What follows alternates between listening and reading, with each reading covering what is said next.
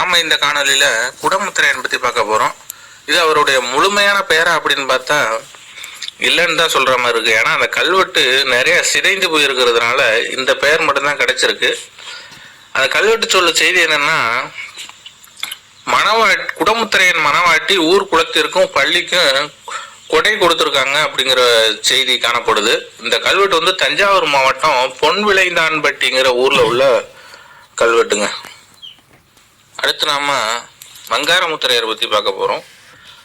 இந்த கல்வெட்டு சொல்ற செய்தி என்னன்னா, பேராவூர் ஊரவர் கோயிலுக்கு அமுது படைக்கவும் ஒரு நொந்தா விளக்கு ஏற்றவும் இறையிலையாக நிலம் கொடுக்கப்பட்டிருக்கு. அதே போல அரசன் தென்னவராயர் மற்றும் வங்காரமுத்திரையரின் மகன் கொள்ளத்தரையர் ஆகிய இருவரும் சேர்ந்து 4 நந்தா விளக்குகள் இருக்க இறையிலையாக நிலம் கொடுத்திருக்காங்க.